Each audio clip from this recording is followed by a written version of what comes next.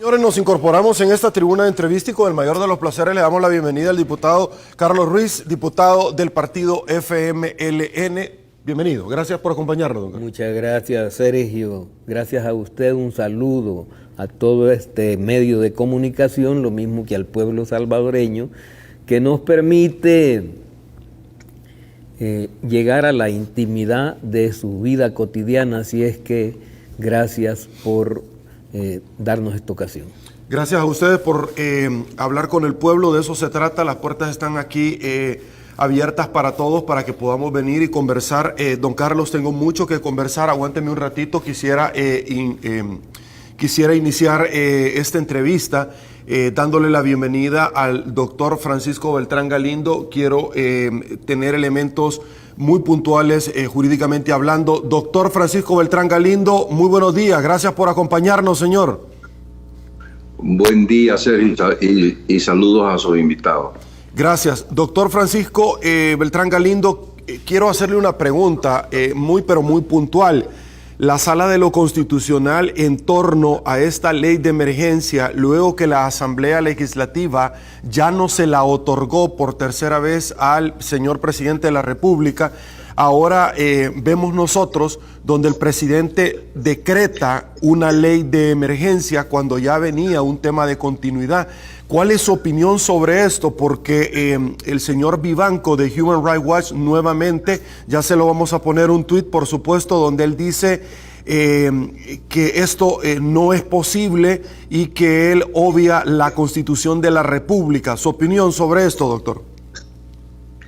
Bueno, coincido plenamente con eso, es decir, el decreto en el cual se declara la nueva emergencia claramente es ilegal. La sala, cuando suspendió los efectos del decreto de la medianoche del sábado, dijo también que todos los actos subsecuentes que se generaban con eso quedaban también sin valor. Eso significaba en aquel momento el decreto ejecutivo que regula la parte de la cuarentena con los DUIs, que no se puede mover uno de un municipio para otro. En este caso, lo que sucede es que este decreto es un poco más de lo mismo. Lo que trata es de repetir o de generar lo que se le conoce como un fraude legal, dando un nuevo decreto para, según eso, hacerlo valer antes que la sala diga cualquier otra cosa. Y por otro lado, emiten en la tarde un decreto ejecutivo, que es otra vez un decreto que es el anterior, se agarraba de un artículo del decreto legislativo y en función de eso desarrollaba toda la parte de la movilización. Aún así, yo siempre sostuve que esa regulación de la movilización no era legal, en el sentido que estaba violentando derechos personales y constitucionales de los ciudadanos. En este caso la cosa es más grave porque es un decreto del Ministerio de Salud que se agarra o se ancla en el decreto de emergencia del presidente y no tiene absolutamente ninguna base. Es decir, ahora cualquier cosa que hagan los funcionarios castigando a las personas que anden con DUI que no sea, o que los capturen porque andan en sus vehículos, van a estar haciendo actos arbitrarios. Lo mismo va a suceder si se hacen manejos de fondos incorrectos. O sea, todo este tipo de cosas, el hecho que haya apariencia de buen derecho, en el sentido de que son decretos publicados, pero tal como estamos en este momento, la situación es que simplemente van a ser actos nulos y técnicamente, es decir, no fácticamente, técnicamente los ciudadanos no están obligados a obedecerlo. Ahora, fácticamente la cosa cambia porque el presidente tiene bajo su orden al ejército y a la policía, como en las mejores épocas de los gobiernos militares, y al final del cuenta ellos van a hacer valer lo que el presidente les diga, pero realmente van a estar actuando contra la ley.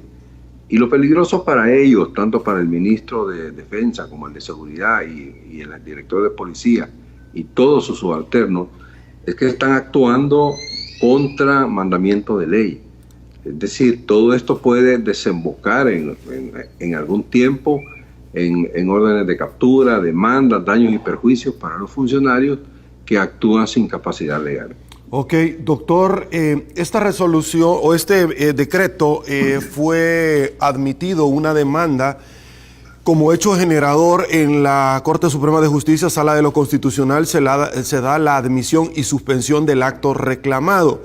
El día de ayer vemos nuevamente al presidente dar otro decreto de emergencia, pese a que el primero ya le fue admitido y suspendido. En esta admisión, que básicamente recoge únicamente la forma y no el fondo de la demanda, establece dos cosas. La primera, el tema de las funciones de los órganos. Y segundo, doctor, también advierte a la Policía Nacional Civil y a la Fuerza Armada de cumplir la ley. Y por último, también le da un plazo al Ejecutivo para que presente informe con relación a este decreto de emergencia. El día de ayer dicta uno nuevo, doctor, pero quiero hacer énfasis sobre esto porque es más de lo mismo, es decir, lo que le decretaron la inadmisibilidad y las medidas cautelares.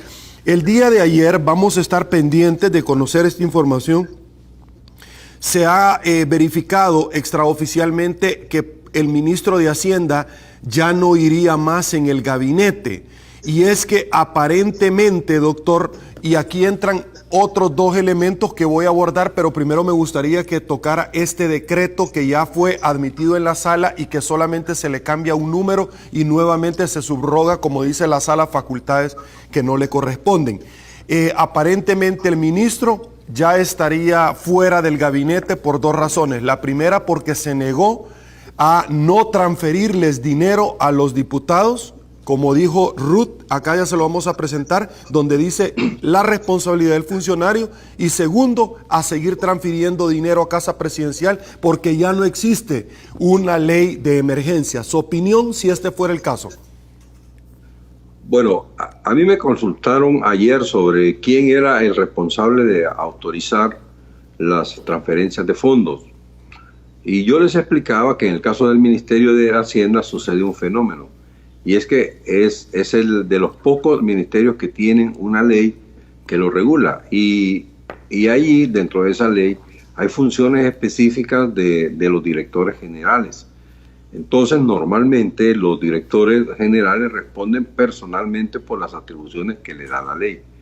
Y en el caso del ministro, que efectivamente es el jefe más alto, si él autorizara o si él dejara que se hagan las transferencias sin la base legal, porque hay que decir que la política general es que los fondos se pueden ser gastados por el gobierno siempre y cuando tenga un crédito presupuesto. Eso es un crédito creado por la Asamblea Legislativa en el presupuesto. Cuando ese crédito no existe, cualquier gasto que se haga es ilegal, a no ser que existe un estado de emergencia que permite utilizar fondos aunque no hayan créditos presupuestos, en el entendido que después van a ser ratificados por el Congreso. Entonces, lo que ha sucedido es que ante un decreto de emergencia ilegal, el que le pidan al ministro que haga transferencias de fondos que no se pueden amparar en un decreto de esa naturaleza inexistente jurídicamente, entonces es posible. Yo no he logrado confirmar el rumor de que él ya no está de ministro. Es posible que por eso lo hayan hecho. Y ya no se diga el hecho que le hayan dado una orden de no transferir fondos a la Asamblea y a la Corte Suprema, que realmente sería algo descabellado, sería para destituir al que lo pidió. Pero todo esto está basado en decretos ilegales, ¿verdad?, que están actuando realmente como que es un dictador. Le están dando alguna base legal, dicen que se agarran del artículo tal del Código de Salud, del otro artículo no sé cuánto, pero al final son estrictamente fraudes procesales, fraudes legales que se están haciendo con tal de mantener una posición sin tener que negociar con el Congreso, que es la parte más grave acá, porque el punto es que todo desemboca en violaciones de los derechos humanos, en debilidad de la institucionalidad. Y yo creo que nosotros como salvadoreños tenemos que dejar claro, y los abogados, usted también que lo es, tenemos que dejar claro cuál es la técnica jurídica correcta. Y esto no es un tema ideológico, es un tema de cómo se aplican las cosas, jurídicamente hablando. Y esta es la situación. Tenemos un decreto de emergencia que, como usted lo menciona bien, es simplemente un nuevo decreto como el que se declaró suspendido, y hay ya jurisprudencia en la Sala de lo Constitucional que este tipo de actos, dando nuevos decretos como que fueran totalmente nuevos, pero son versiones de los antiguos, son igual inconstitucionales.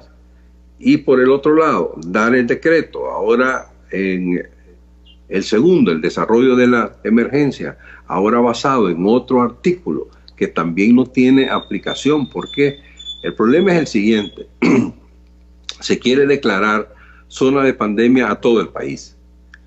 Y no es cierto, no es cierto que todo el país sea zona de pandemia. Es como que yo le dijera que hubo un terremoto en todo El Salvador. Hubo un terremoto en El Salvador, pero no todo el país tuvo ese terremoto. O como alguien dice que hay pandillas en todos los municipios. Sí, pero eso no me permite decir que El Salvador es tierra de pandillas. Es un territorio de pandillas. Entonces, ese tipo de valoraciones son impertinentes. Para que el Ministerio de Salud pueda dar un decreto de esa magnitud, tiene que referirse a un área específica donde efectivamente haya un brote epidémico y lo que está tratando es de controlar ese brote. Allí tiene toda la facultad para decir: aquí no me entra nadie, aquí no me sale nadie.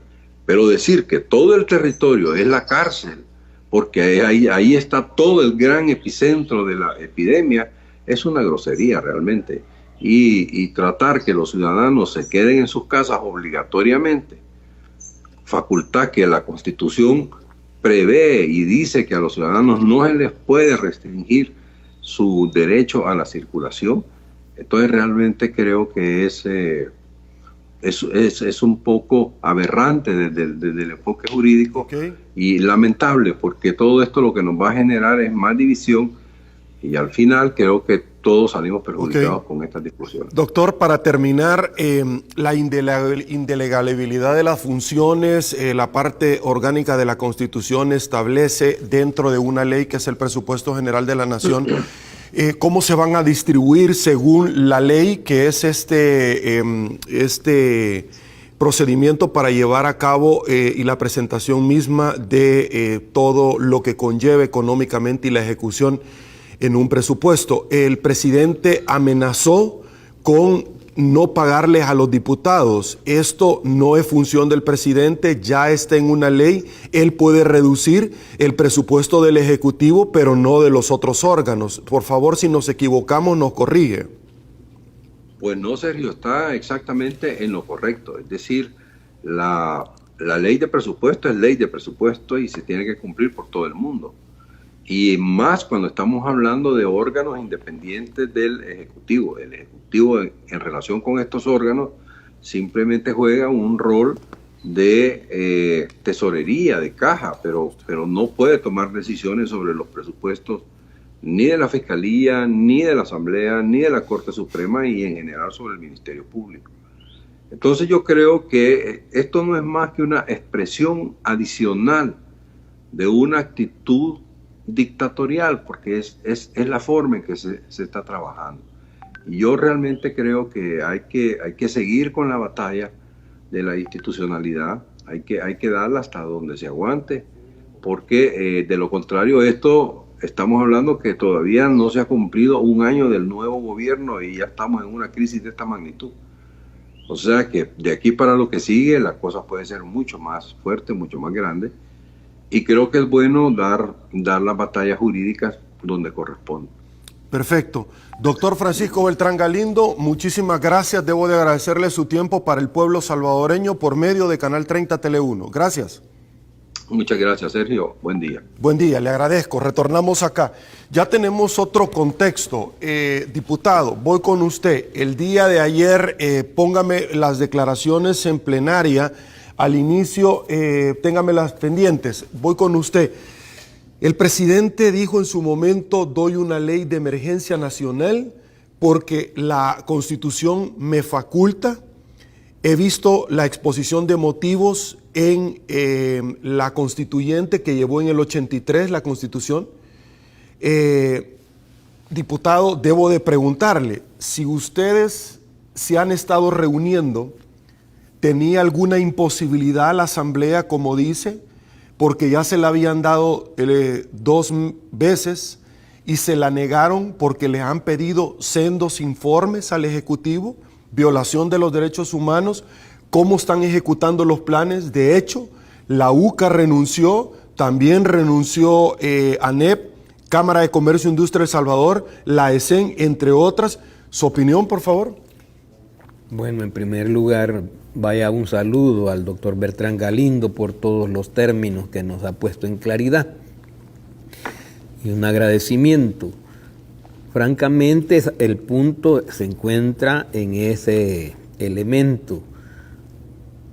El señor presidente de la República no puede, a su gusto, como él entiende, empezar a pasar sobre todas las otras estructuras del Estado.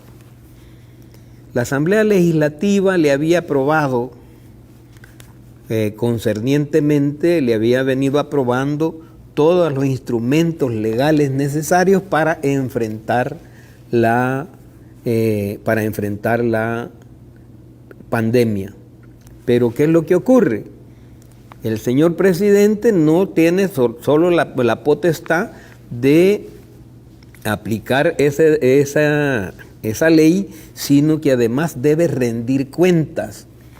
Y uno debe enterarse de algunas cosas. ¿Qué es lo que ha estado diciendo el señor presidente?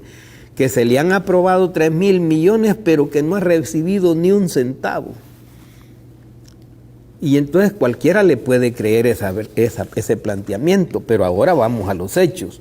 Mes de marzo, el señor presidente de la República, mediante letes, transitó 444.7 millones en el mes de marzo. En el mes de abril, 5.7 millones. En el mes de mayo, 40.5 millones. Si uno se va a febrero, que aunque si bien es cierto, nosotros entramos hasta en marzo en esta circunstancia, pero ya en febrero el señor presidente había tramitado 175 millones de dólares para hacer un total, y en el mes de enero de 133.1 millones. De letes. Son esas cantidades las que estamos viendo nosotros. Exactamente, de ellas estoy hablando. ¿A cuánto asciende eso? Asciende a 799 millones de dólares. No es cierto entonces que el señor presidente quiere sorprender la opinión pública porque él no ha logrado ejecutar gestiones exteriores ante entidades, préstamos directos ante entidades financieras internacionales. La que ha logrado desarrollar, bueno, él no ha presentado a la Asamblea, no había presentado a la Asamblea Legislativa la petición de ratificación, y si no la había presentado, nosotros no teníamos por qué aprobársela. Entonces, ¿qué es lo que ocurre? De estas cosas es que no quiere dar cuenta el señor presidente. Él quiere aparecer diciendo que no ha recibido ni un 5 y que está trabajando solo con el presupuesto nacional. Si nos atuviéramos a eso, queremos decirle, todavía, además de esto, ha emitido certificados del Tesoro, son los CETES, que en ellos ha emitido 483 millones de dólares en marzo. Para hacer un total de 1.282 millones de dólares que el señor presidente debe rendirle cuentas al país, porque cuando la Asamblea le pide, la Asamblea lo hace como el instrumento que el país tiene para tener el control sobre lo que se está aprobando, porque ella es la que aprueba y por tanto ante ella es que se debe de ejercer. Estas son las cosas que el señor presidente no quiere aclarar. Por supuesto, si uno dijera, pero entonces como han caído las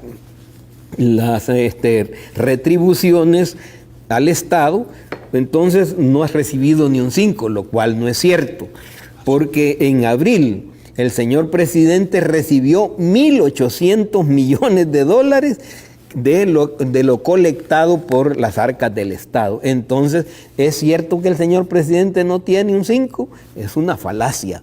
Es decir, a estas alturas, si uno le sigue haciendo la cuenta al señor presidente, 1.800 millones más 1.282, ¿a cuánto asciende Ahora, eso?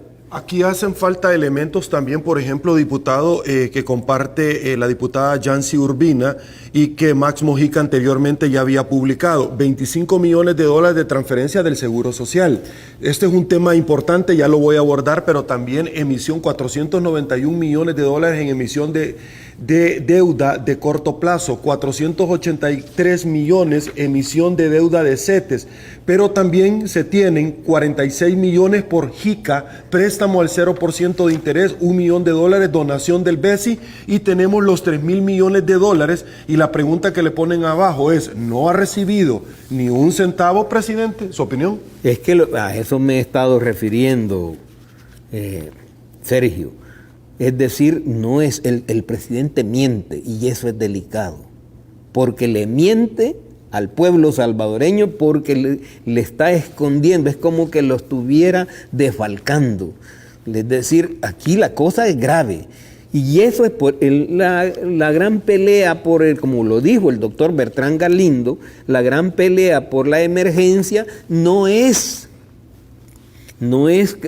¿cómo se llama? La preocupación por la salud. En ese sentido, la preocupación del señor presidente es cómo seguir utilizando recursos sin brindarle información al pueblo salvadoreño y particularmente a los entes que ha creado para rendir cuentas del uso que está haciendo. Y es que ahí está el problema. ¿Por qué? Porque aquí no hay ningún plan en marcha.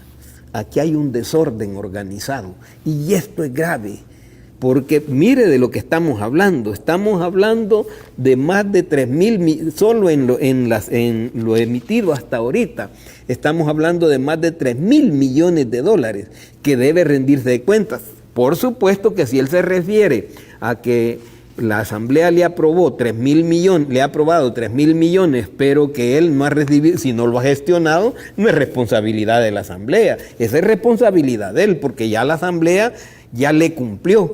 Él tiene que llevar nomás la solicitud a la Asamblea Legislativa para que se le ratifiquen los créditos, pero el problema es que no se le puede estar soltando dinero más dinero más dinero sin que él rinda cuentas en qué y cómo lo está invirtiendo. Y ahora donde vienen, en primer lugar, es para atender la pandemia. Mire, están mintiendo, porque lo que están es actuando locamente. El hospital que se dice que se está construyendo, que se propuso con 70 millones, pero que hoy no se ha desarrollado esa construcción, y ya se está hablando de que no costará 70 millones, sino 100 millones. ¿Qué significa eso?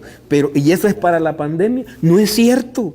No es cierto que es para la pandemia, porque para la pandemia se pueden desarrollar instalaciones móviles que le permitan atender francamente con prontitud, pero cuando ese hospital esté terminado, ¿cuánta gente va a haber muerto ya? ¿Usted se refiere a los hospitales Toldo, por ejemplo, que ponen en Nueva York? En todas partes del mundo. ¿Y son mucho más baratos? Mucho más barato y más ejecutivo. Es decir, le permite al personal trabajar, pero aquí se ha estado trabajando y se sigue trabajando de manera desordenada y sin saber qué es lo que hay por en medio. ¿A qué me refiero? ¿Cómo empezó la pandemia? ¿Qué es lo que ha empezado a hacer? Aquí se le quiere engañar al pueblo salvadoreño diciéndole que es por preocupación de la salud. Veamos si es cierto. ¿Cómo empezaron los centros de contención? ¿Cómo se empezó a tratar las cosas en los hospitales? ¿Acaso no es cierto que había un revoltijo de gente contaminada con no contaminada? Eso es público. ¿Desde el aeropuerto se refiere usted? En el aeropuerto, y en los centros de contención. Es que es ahí donde está la clave.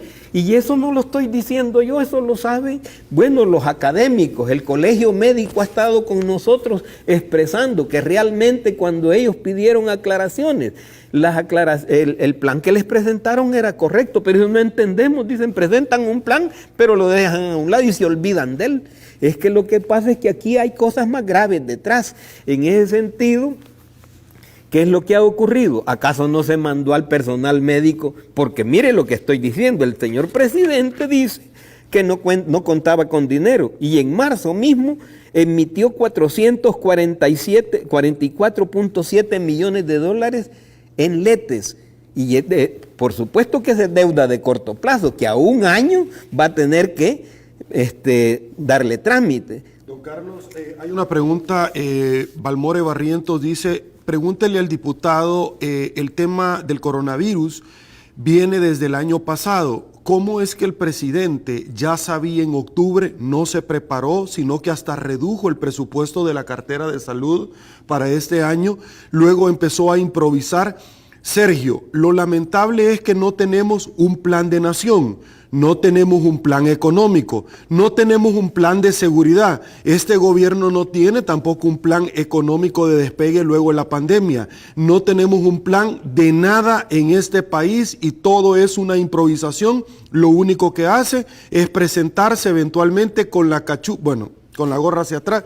Dice el amigo, voy a tratar de parafrasear por respeto porque la investidura es importante que la sigamos respetando.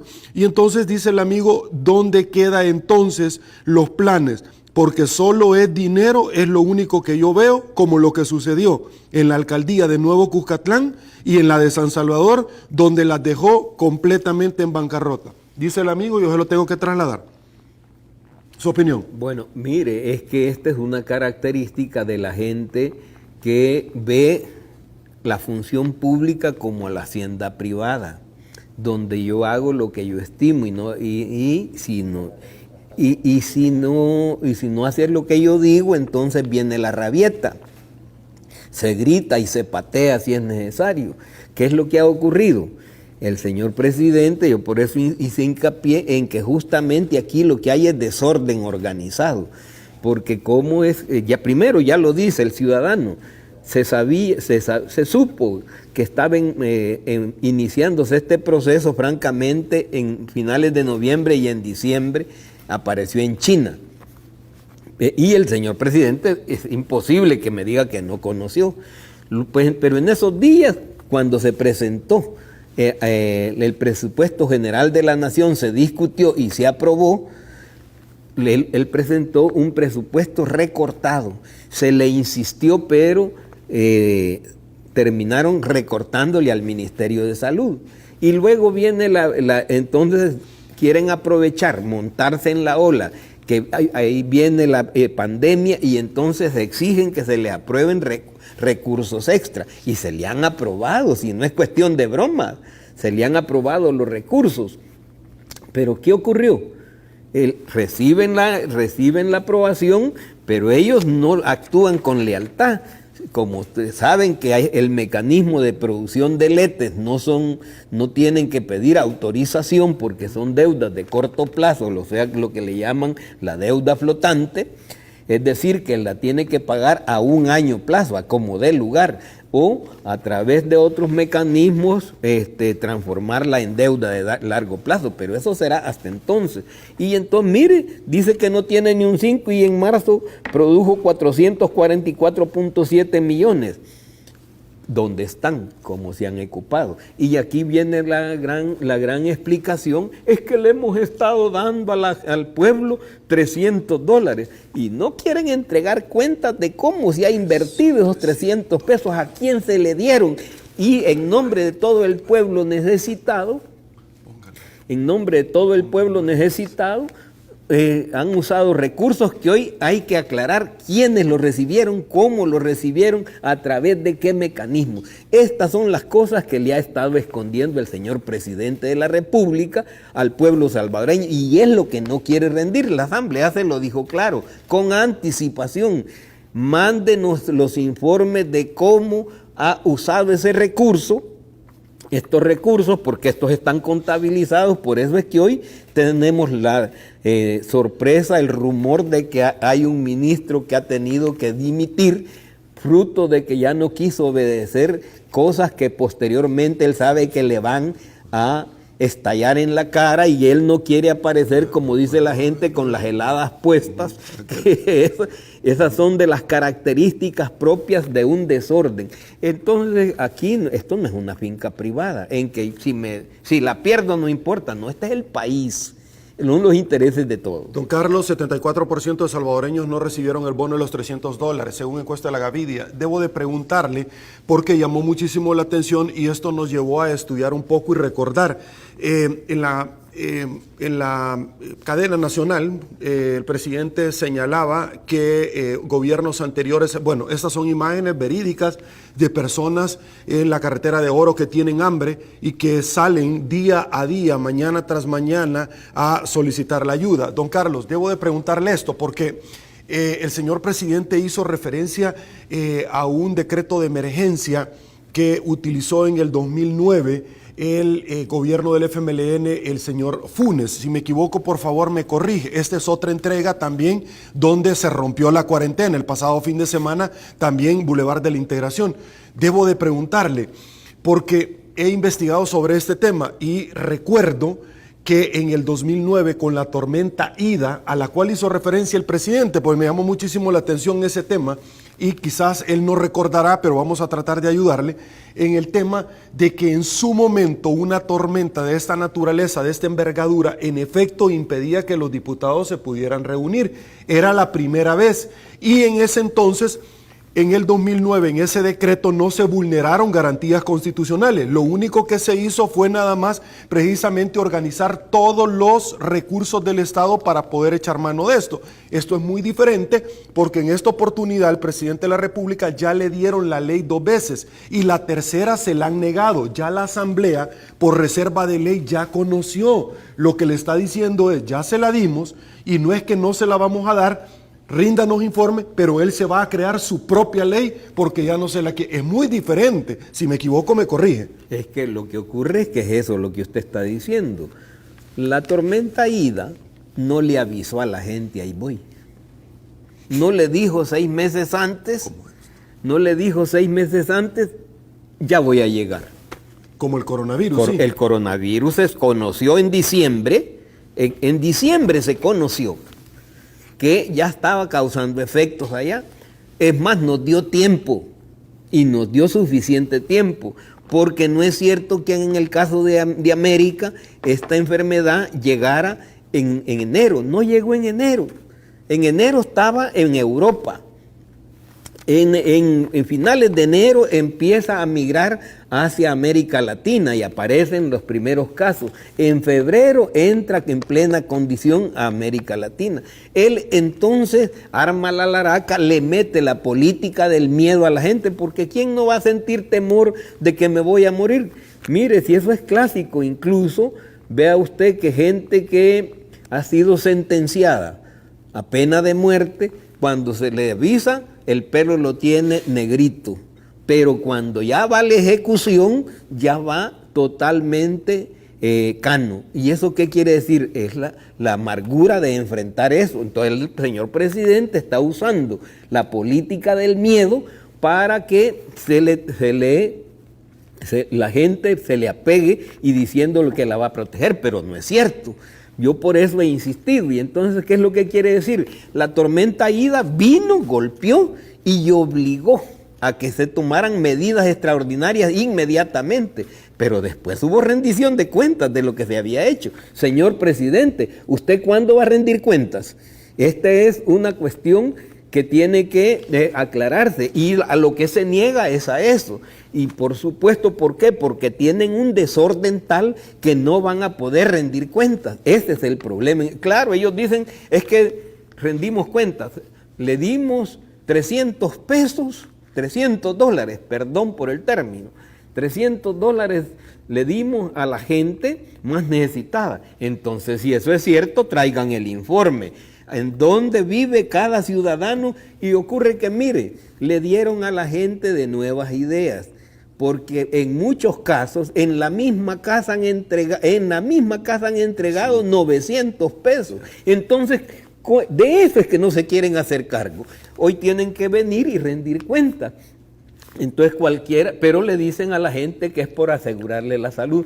Mire, la ley que no es ley de emergencias, sino ley para enfrentar la emergencia, tiene un sentido diferente la que se le acaba de mandar para que él la sancionara para estar otra vez, es decir, la Asamblea Legislativa ha cubierto con lo que le mandó la Sala de lo Constitucional, que le mandó legislar una ley que le permita, le dé herramientas al presidente, allí las tiene, es más, y le da márgenes específicos en el tiempo también. Así es que no puede decir el señor presidente que no tiene instrumentos. Ok. Ahora, voy a pasar a otro tema, pero solo para finalizar, porque algo que a mí me llamó muchísimo la atención, como ese video de mi amigo Will Salgado, el profeta, que él dijo todo lo que iba a pasar con el señor presidente y cómo él iba al final a sacar adelante este país, cómo él iba a gobernar, que yo le tengo un gran cariño al señor Will Salgado. Ahora, quiero decirle una cosa para presentarle este video. A mí lo que me llamó la atención, porque ya vamos a ingresar a las palabras del doctor Fabio Castillo, cuando él viene y dice, mire, yo le recomiendo al presidente que se quite a esos 3 areneros que tiene a la par. Y no sé por qué se me vino a la mente a mí algunos personajes, porque de hecho, fíjese que el señor presidente, diputado, señala que en el 2009 vino la tormenta Ida, pero la asamblea no se pudo reunir. Lo que a mí me llama la atención de esto es que en el 2009 tengo en mis notas que el señor Guillermo Gallegos era el presidente de la asamblea, que está ahora con él, y de él no mencionan, bien raro, ¿verdad? No menciona nada del señor Gallegos ni del enriquecimiento ilícito, pero bueno, son cositas, son detallitos, usted no se fije en eso. Tengo un video del diputado Chino Flores, Manuel Flores, que estuvo con nosotros hace 3 semanas y va a estar esta misma semana con nosotros. Mañana va a estar, no se lo pierda, va a estar bonito, como todas las mañanas, el alcalde Roberto Dahuizón va a estar con nosotros contándonos cómo fue esa experiencia de que no lo querían dejar entrar al país, ¿verdad? Y ya vamos a tener salvadoreños varados por el mundo. Esto fue lo que dijo el diputado Flores, se lo presento. Y por supuesto que ahora amenaza con no pagarnos el salario. Quédese con él, presidente. Haga uso del salario de nosotros. Úselo. Pero ¿sabe qué? Debemos de ser enfáticos que también suspenda los 22 millones de publicidad que tiene asignado. Debemos de estar conscientes que no solamente sus ministros que han tuiteado toda la noche poniendo a disposición su salario, incluyendo algunos que están ad honorem. Habráse visto semejante propósito.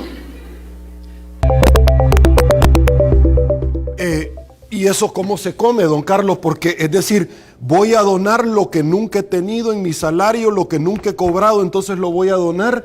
Es decir, o habían otro tipo de pagos afuera, porque no sé, eso es lo que me deja entender a mí el diputado. Eso es en todo caso lo que tendría que explicar el señor presidente.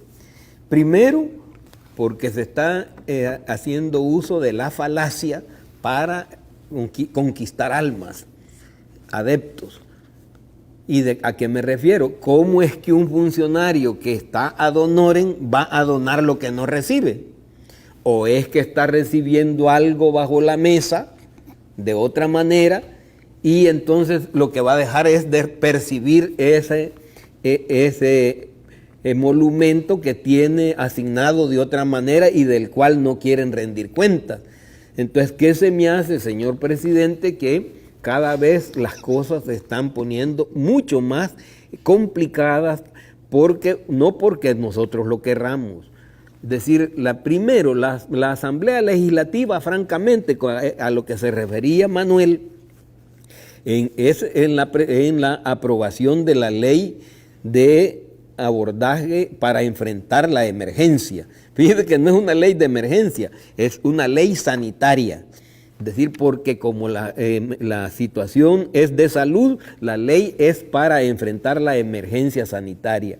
Entonces, se le aprueba eso y entonces viene y él en ese momento saca un Twitter diciendo que nos va a quitar el salario. Y tiene derecho el señor presidente a eso. Puede recortar en el presupuesto nacional el señor presidente lo que no le está asignado al Ejecutivo, porque en la parte que a él le corresponde puede actuar, pero puede actuar en lo que le corresponde a otros órganos como el legislativo, como el judicial, como la fiscalía, como las autónomas. Les puede cambiar el presupuesto, es que no son atribuciones que tiene, pero el señor presidente ya se acostumbró y eso es lo peligroso porque le hemos venido tolerando la ruptura constitucional. Él ha actuado ¿cómo se llama?, al margen de la Constitución, no una vez. Aquí tenemos que darnos cuenta de cuántas veces él se ha tomado atribuciones que no le corresponden. En este caso, recientemente se lo acaba de decir la sala. Por eso fue que mandó a suspender el acto reclamado. Esto solo es una reiteración. Acuérdese usted cuando el señor presidente tomó por asalto la asamblea. Esa es una cosa que todavía, es decir, que ha sido tan grave que realmente la gente lo mira como gracioso, porque dice, es que este sí está demostrando fuerza, y entonces ¿para qué tenemos Estado de Derecho? Es decir, hay gente que cree que el Estado de Derecho es cuando a mí me afectan. No, el Estado de Derecho es cuando afectan a cualquiera. Y entonces, en ese sentido ahora, señor presidente debe saber que una vez aprobado por el órgano correspondiente, que es el primer órgano de Estado, aprobado el presupuesto nacional, lo que se le manda es su ejecución, ya no su discusión, y él puede actuar en lo que le corresponde a su renglón, al Ejecutivo, pero no puede tocar lo que corresponde a otros órganos de Estado. Ok, aguántame un ratito, señores, me están pidiendo pausa publicitaria, pero déjeme recordarle que Vacredomatic te invita a unirte y ayudar en estos momentos. Ingresa a yomeuno.com y haz tu donativo a FUSAL para hacer más pruebas de COVID-19 y compra de equipo para personal médico y asistencia técnica. Pausa. Esto es Al Punto con Sergio Méndez. Volvemos. Me uno para que todo vuelva a ser normal. Yo me uno para que todos volvamos al trabajo. Yo me uno para que volvamos a celebrar. Yo me uno para que los niños vuelvan a jugar con sus compañeros. Yo me uno para estar juntos en familia. En Vacredomatic sabemos que existen miles de razones para unirse y ayudar. Por eso nos unimos mediante un donativo para hacer más pruebas COVID-19, equipo para personal médico y asistencia técnica. Ingresa a yomeuno.com y únete haciendo tu donativo a FUSAL. Perfecto, estamos de regreso. Te estamos tratando de no meter anuncios para seguir adelante en toda esta dinámica. Don Carlos, hay una pregunta, hay varias preguntas que son importantes. Su opinión, el presidente ha venido atacando al FMLN, ha venido atacando a Arena, tiene entre sus filas a muchos de los miembros de los cuales estuvieron anteriormente relacionados a estos partidos políticos, pero esta semana sí de verdad que se graduó. Se reunió con todos los empresarios que él mismo ha dicho que eran financistas del partido FMLN, del partido Arena, que los ha atacado, y él mismo se sentó con la oligarquía para llamarlos mis amigos y para llegar a un entendimiento. ¿Cómo se entiende esto entonces cuando de pronto podríamos decir que el cohete le reventó en la mano? ¿Su opinión? Efectivamente. Mire, aquí han estado... Dice el amigo televidente. Pero es que no es eso, hay que recordar varias cosas. Justamente por producto de esa relación que el señor presidente tiene, no había hecho uso de los 2.000 millones y ya estaba pidiendo 1.000 más a quienes iba destinado. No es cierto que iba destinado a la micros, si todo eso ya estaba dentro del plan de los 2.000 millones. Pero pidieron 2.000 más, era para apuntalar a los grandes. ¿A qué grandes? Pues se entiende que a estos, porque resulta que entonces hoy Lo que pasa es que les mintió, ¿verdad? Y hoy entonces no salieron a la luz del día los nombres y todo esto en aquel momento. Hoy sí han salido a la luz del día, es decir, hoy resulta que veamos con quiénes están negociando, con el señor Roberto Cris, con los Cris, con los Poma, con el señor Murray Mesa. Es decir, no es cualquier cosa. Todo mundo sabe que estos son de los multimillonarios más grandes. Cuando él rompió con el FMLN, ¿de qué nos decía? Que el FMLN era Arena 2.0. Eso dijo. Y que éramos más de lo mismo. Yo le diría ahorita, señor presidente, usted no es más de lo mismo, usted es más de lo peor. Eso es lo que tenemos que decirle. Desgraciadamente este pueblo todavía no ha logrado tener plena conciencia porque usted le esconde la información. Pero tome en cuenta, señor presidente, que estos acontecimientos que la gente se va dando cuenta despacio, por ejemplo, antes como él le ofreció a la gente ser transparente, la gente creyó, porque nosotros debemos de decir, de transparencia no pueden quejarse, ¿verdad? Entonces, bueno, ahora él ofreció ser transparente y hoy resulta que la ley la quiere acomodar para encubrirla. En buenas cuentas la corrupción, si hay que decirlo, si han habido pactos oscuros en los últimos tiempos. Y ese que ha tenido que salir a flor de piel porque estaba escondido, porque eso venía trabajándose desde hace ratos, lo que pasa es que se mantenía en silencio, hoy salió a flote. Y con ellos sí se pone de acuerdo. Y entonces, o sea que usted se pone de acuerdo con 5, 6 o 7 familias y de este país, las más pudientes, y abandona a todo el pueblo salvadoreño. Usted presentó, y además es así, ya hoy en el país, en las carreteras, pero en los centros urbanos es donde más se siente la presencia de las banderas blancas diciendo tengo hambre. Y no dijo usted que les había resuelto y usted cree que se puede resolver las circunstancias como que se tiene con $300, pero estando usted gastando de tal manera que la gente, como no tiene otro procedimiento, otro acceso, entonces hoy resulta que eso se le acaba a usted en 15 días. Pero lo más cruel es que no lo recibió toda la gente tal y como se dijo.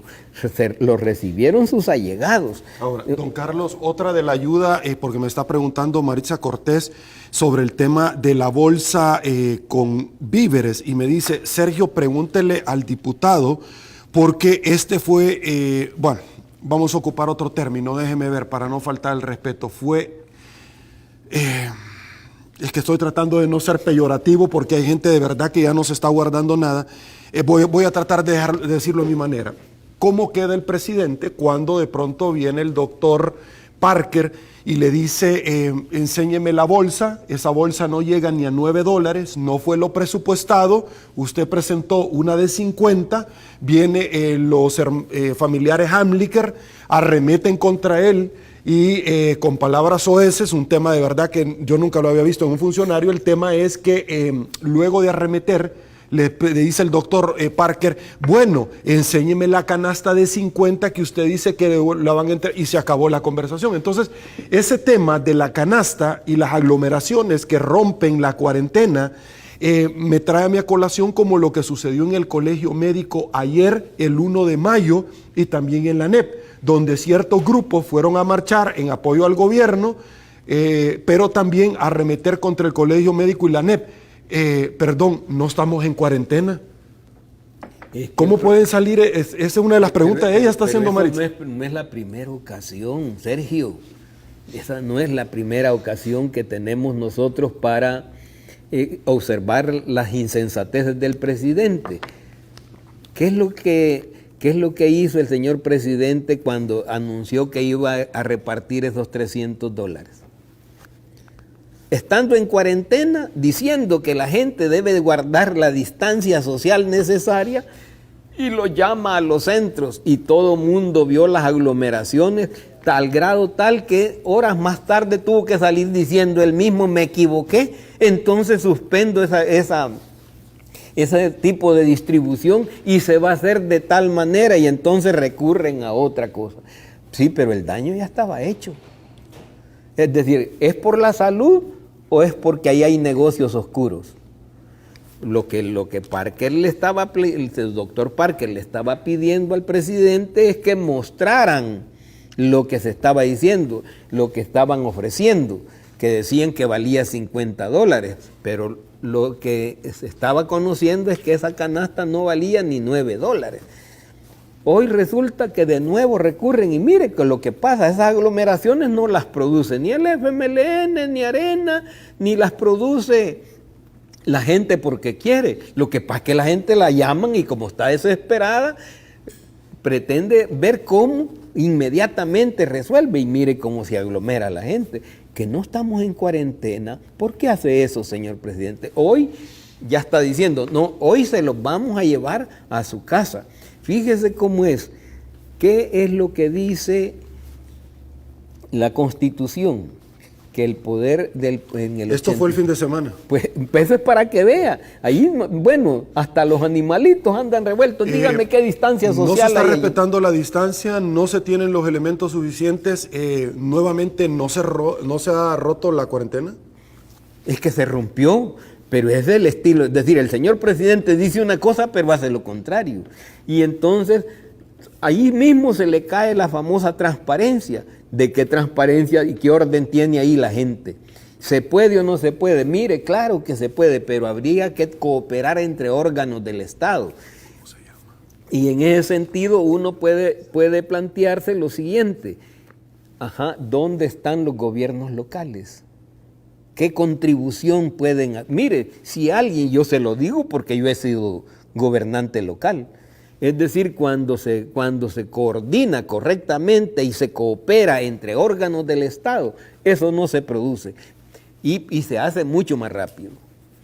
Ok, vamos a irnos con Samuel Serna, salvadoreño varado por el mundo. Tenemos esa sección nosotros, hablamos todas las mañanas y la noche con nuestros connacionales que se encuentran varados alrededor del mundo. Desde California, Samuel, un gusto saludarlo. ¿Cómo está? Buenos días, Sergio, gracias por el espacio. Gracias, Samuel, por su tiempo. Conocer cuál es esta experiencia. Hablamos todas las mañanas y las noches con salvadoreños y muchos de ustedes ya están indignados, con mucho repudio. Somos el único país alrededor del mundo donde hemos tenido que recibir presiones, resoluciones de la Sala de lo Constitucional, de la Asamblea, pero adicionalmente, déjeme decirle, Samuel, porque quiero conocer primero cuál es su posición sobre todo esto, por favor. Sí, gracias. Bueno, antes que nada, yo quiero dejar claro que nosotros como varados no pretendemos crear una desestabilización del gobierno, no pretendemos criticar lo que está pasando en nuestro país, simplemente quedamos en una situación de alta vulnerabilidad y las medidas tomadas para retornarnos, para repatriarnos, han sido insuficientes y tenemos muchos connacionales viviendo ya verdaderamente dramas humanos y mucho inclusive poniéndose a sí mismos en situación de alto riesgo al tratar de regresar por sus propios medios. Una situación que luego de 63 días debería ser innecesaria. Ok, Samuel, bueno, el día de mañana voy a estar conversando con el señor alcalde Roberto Dauizón, quien tuvo que venir vía terrestre el día de ayer y agradeció a las autoridades, pero guatemaltecas, por haberlo traído a el país. Samuel, quiero oír su opinión, porque la Asamblea Legislativa ha sacado una ley de reactivación económica, de ayuda para el tema del coronavirus, de reestructuración, pero también para traer a los salvadoreños. Inmediatamente el presidente ha dicho que la va a vetar.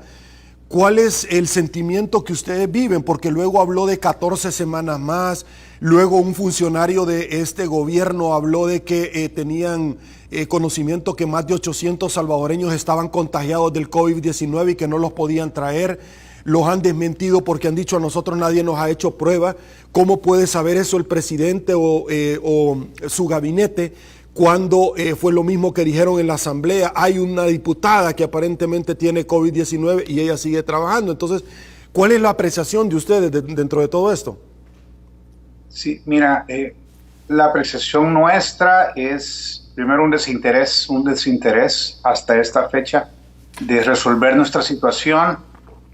Nos sentimos decepcionados, nos sentimos abandonados y más del 97% de las personas que viajan con recursos limitados. Lamentablemente se ha manejado nuestro tema, a nuestro ver, de la manera equivocada, dándole a conocer a la población que si nosotros regresamos vamos a llevar el virus con nosotros, cuando ya pasaron 60 días desde el cierre del aeropuerto. Si alguno de los salvadoreños hubiera tenido la enfermedad a estas alturas, ya hubiera mostrado los síntomas y hasta hubiera pasado por el proceso de recuperación. Pero estamos siendo expuestos en uno de los países de más alto riesgo, pero también estamos viviendo esa desinformación hacia nuestros hermanos salvadoreños, lo que lleva a mucho odio a través de las redes sociales. Nos sentimos muchas veces amenazados. Hay mucha gente que está en situación definitivamente de drama. Tengo algunas historias para acá si da el espacio, pero el mismo miedo, el mismo temor a represalias, el mismo miedo a hacer, si tú hablas de lo que te estás pasando, te vamos a dejar más tiempo allá, o el mismo inclusive rechazo a través de haters o a través de los mismos troles, hace que la gente guarde silencio, y esto ya no es un tema humanitario, se volvió un drama humanitario innecesario. Ok, quiero preguntarle a usted las dos versiones que dio el gobierno, la ministra del ramo, cuando la primera vez dijo que estaban recibiendo un vuelo de varados y fue desmentida porque eran deportados, la primera vez. La segunda vez de los Estados Unidos, la segunda vez de México, la segunda vez cuando dijo que estaban recibiendo a los varados bajo las presiones y que este era un esfuerzo del gobierno y que venían de Panamá. Fueron desmentidos. CNN en español dijo no son 100 salvadoreños, son 23 únicamente, son 84 hondureños, y este vuelo humanitario lo está pagando el gobierno de Argentina. No tiene nada que ver el gobierno de El Salvador, porque venía a traer argentinos a Honduras, Guatemala, El Salvador. ¿Cuál es su opinión sobre todo esto? Mira, lo que se conversa en los chats que tenemos de varados es que la mayor cantidad de recursos a nivel de los vuelos que se han hecho hasta este momento ha salido del bolsillo de nosotros.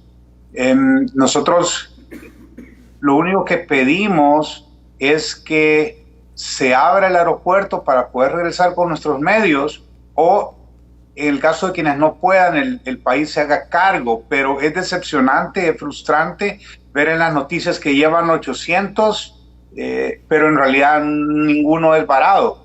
Entonces vas poco a poco, vas perdiendo la fe, vas perdiendo la esperanza, vas perdiendo la credibilidad. Uno quisiera en realidad decir, oye, están haciendo lo máximo posible, pero en realidad el esfuerzo que se haya hecho ha sido insuficiente. Más del 98% de los que fuimos reportados al inicio, que son más de 4,000, estamos aún acá. Es triste que hayan dado un plan de 14 semanas para 1,200 y los demás, y no te puedes tardar 3 meses y medio en 1,200. Entonces hay una sensación que solo es como ganar tiempo, y la gente no tiene tiempo. Hay muchas personas literalmente siendo desalojadas, viviendo en la misericordia de otros. Mira, yo creo que Dios abrió una pequeña puerta. Regresaron ya 100, otra cantidad similar probablemente ha regresado por sus propios medios, pero una pequeña puerta se abrió, y cuando Dios te abre una puerta, el hombre no la puede cerrar. Pues lo que pedimos es la voluntad para acelerar lo que se esté haciendo, las fechas con el cronograma que fue pedido sean públicas y comience un proceso, porque no es lo mismo que tú sepas, ok, en una semana me llevan, o en una semana me puedo ir, pues tú haces un presupuesto de vivienda, alimentación. Hay personas en este punto y literalmente necesitando acceso a un sistema de salud por una enfermedad común o por una enfermedad crónica, pero sin poderlo hacer. Ayer alguien se manifestaba en el chat que tiene un tema de una infección, con dolor, con fiebre, no por el virus, sino por una infección, y no tiene acceso a antibióticos, no tiene acceso a dónde ir porque no tiene ya dinero.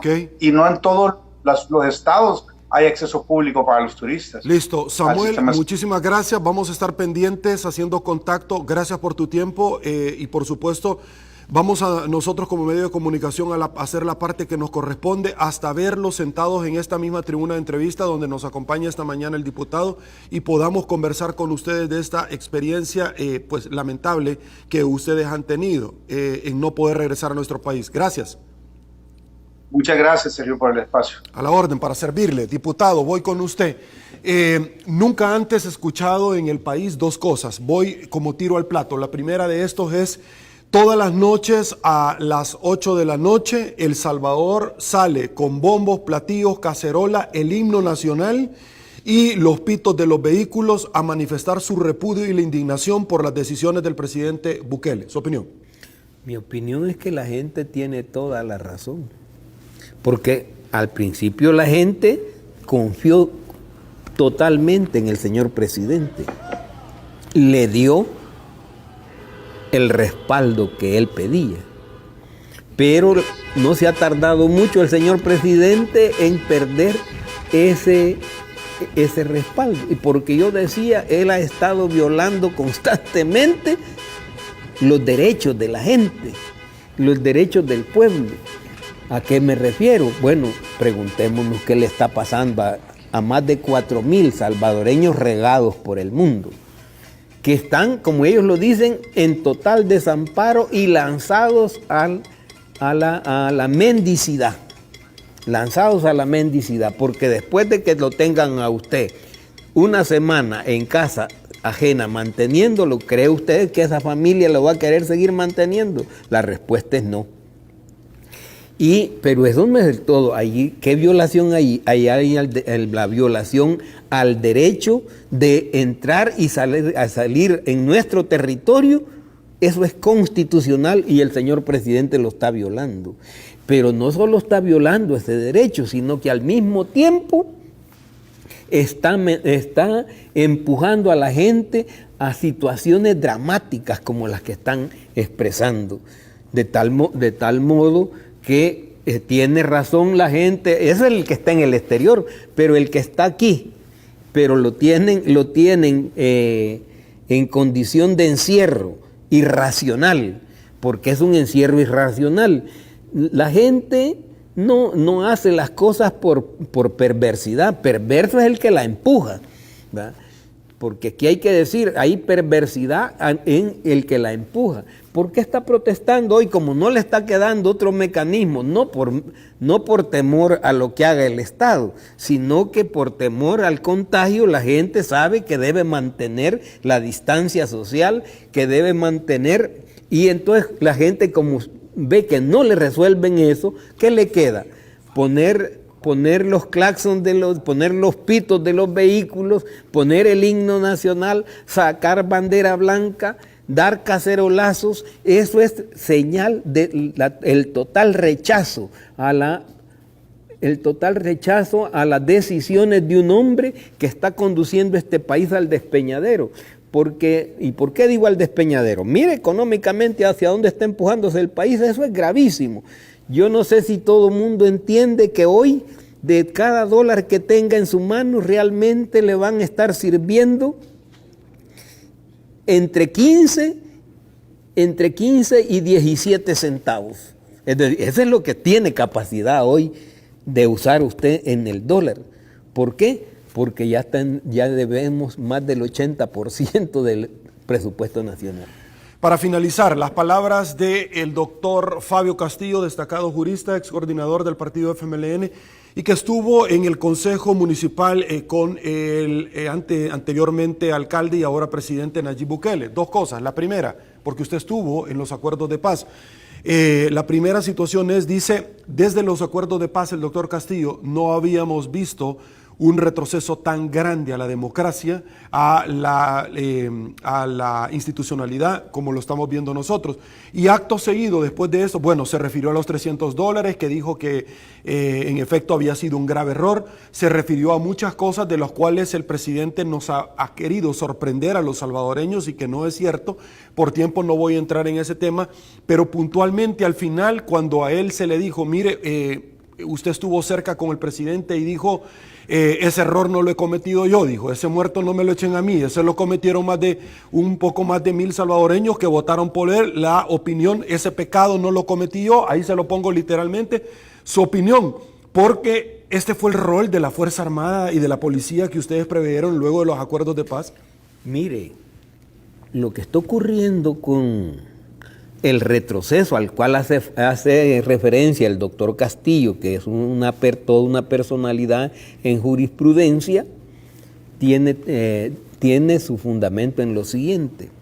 Justamente antes de la firma de los acuerdos de paz, aquí todo el mundo sabe que si le caías mal a una persona, te ponía el dedo en la mañana, en la noche desaparecías de tu casa y nadie daba referencia de ti. Es decir, te vulneraban cualquier derecho.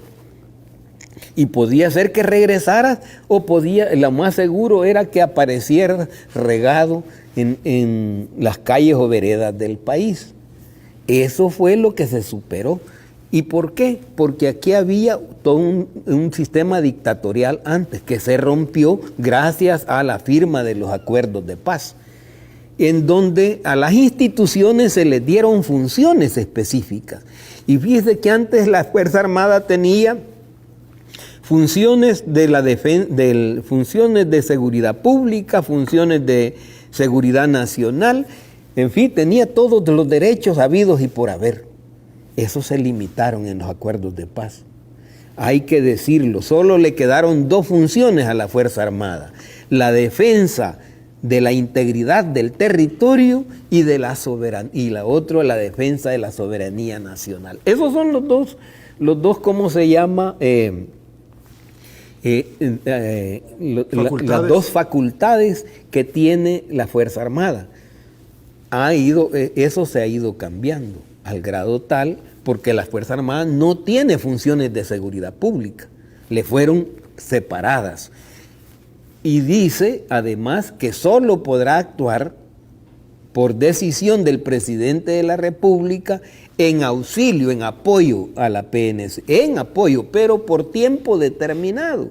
No es todo el tiempo que el presidente quiera, sino que es por tiempo determinado, porque una vez superado el periodo grave, entonces la Fuerza Armada debe regresar a sus instalaciones y a desarrollar sus actividades cotidianas, por lo cual ha sido incluso reducido el número. Don Carlos, el doctor Francisco Beltrán Galindo dijo que el tema de lo que está sucediendo ahorita, de que me quitan una ley, vuelvo a sacar otra, lo hacían los regímenes de los militares en su momento. Y segundo, la llegada de la Fuerza Armada a la Asamblea Legislativa, sentarse en el lugar que le correspondía al presidente de la Asamblea, encomendado con el diputado Gallegos, una persona altamente cuestionada por las fundaciones, etcétera, y por toda la vinculación del enriquecimiento ilícito.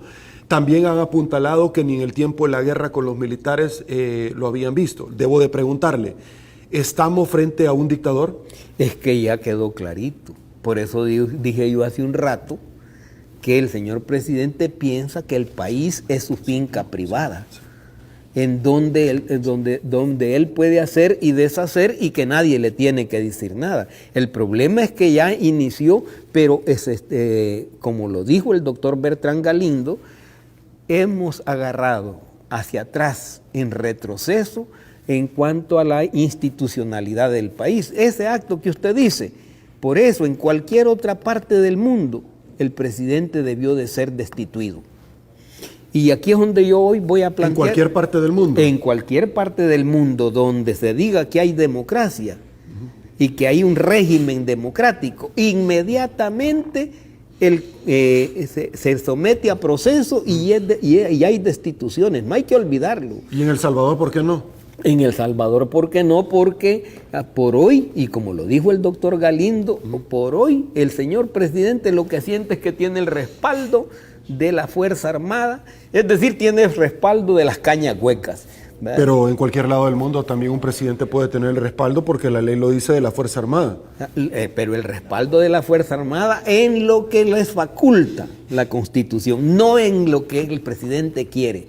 Es que es ahí, el presidente mandó a romper el hilo constitucional cuando dio ese golpe de estado transitorio a la Asamblea Legislativa. Uno debe recordar lo que él dijo cuando se sentó ahí. Hoy queda claro quién tiene el mando. Fíjese lo que dijo. Y todavía tomó el bon y abrió y cerró la sesión. ¿Qué clase de democracia es esa? Entonces, ha habido una ruptura total. Okay. Lo único es que él posteriormente se da cuenta que metió las de andar y cree que con solo olvidarlo hay que dejarlo pasar. No.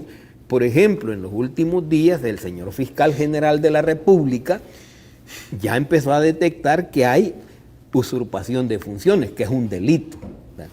Y entonces dice que dijo que iba a presentar un recurso de inconstitucionalidad a la Sala de lo Constitucional. Francamente, esa es la misión del señor fiscal.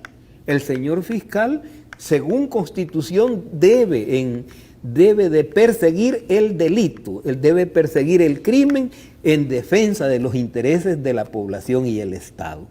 Entonces, ¿qué es lo que le corresponde? Más, yo le diría al señor fiscal que para que haga totalmente toda su misión es que pida un antejuicio a la Asamblea, porque lo que está viendo es grave en este país. Si queremos que se reinstale el sistema democrático de derecho en el país, hombre, señor fiscal, usted tiene la palabra. Porque si usted asiste y le pide a la Asamblea Legislativa el desafuero para poderle hacer un antejuicio al señor presidente, este es el momento, porque están habiendo una y otra violación al sistema. Bueno, imagínese, la sala le dice que no puede actuar con el decreto que ha sacado. ¿Y qué es lo que hace él? Dice, entonces sí, lo voy a obedecer, pues voy a escribir otro. Eso es lo que está haciendo. Quiero terminar con esta pregunta. Diputado Sergio pide obviamente discreción. Pregúntele por qué el presidente y los allegados, las personas, se refiere a los que andan a la par de él, sigue insistiendo y le venden la idea al pueblo salvadoreño de que los diputados son los responsables, que no quieren dejarlo combatir la pandemia. Si él, con la ley de cuarentena, eso es suficiente. Con la ley de cuarentena, como el doctor Francisco Beltrán Galindo acaba de decir, que le faculta al ministro de Salud. ¿Por qué él insiste en llenar odio a la población salvadoreña y decirle que los diputados no le quieren dar la ley de emergencia cuando son dos cosas muy diferentes? Señor presidente, dice, Sergio, por favor, si ya se nos rompió la camisa, que no se nos termine de romper el pantalón como vos decís. Es decir, no tiene nada que ver. Es decir, la ley de emergencia es muy aparte y el presidente puede actuar, si realmente le interesa la salud, puede actuar únicamente con la ley de cuarentena, como dice el caballero. Son las facultades que él tiene. Es que lo que pasa es que el presidente se da cuenta que la población no tiene toda la instrucción para, la población general no tiene todo el conocimiento de lo que significa el Estado de Derecho. Y entonces le empieza a mentir. Y con mentiras ha venido sosteniendo una imagen. Lo que pasa es que esa imagen está topando. Y entonces, por eso es que cuando él quiere recurrir a decir que defienden la salud de la gente, no es cierto. Se ha acostumbrado a mentirle a la gente. Perdón. Tenemos el caso, por ejemplo, de que la ley de emergencia que se le había dado, él la extremó y violentó derechos constitucionales. Pero era para justificar todo el desorden que estaba dentro, porque no quiere rendir cuentas. Y al no querer rendir cuentas, entonces él necesita tener un estado de dictadura. Y en esa dirección, hoy, ¿qué es lo que ocurre? Le interesa la salud de la gente, pero si la ley que le dimos es sanitaria. Y le permite, le da las facultades, por ejemplo, para que maneje una cuarentena responsable, dirigida. Y que le permita al país ir respirando. Entonces, en ese sentido, señor presidente, ya no le mienta a la gente, ya no le mienta. Usted no tiene interés en la salud, tiene interés en el dinero. Ok, diputado, llegamos al final de la entrevista. Muchísimas gracias. Debo de agradecerle el tiempo destinado, no a este programa, no a Canal 30. Póngame, por favor, el tema de Fundación Ayúdame a Vivir, por favor, porque es importante que nosotros lo dejemos no a Tele1, sino que al pueblo salvadoreño, porque es acá donde usted viene a conversar con ellos. Muchísimas gracias, debo de agradecerle tremendamente su tiempo.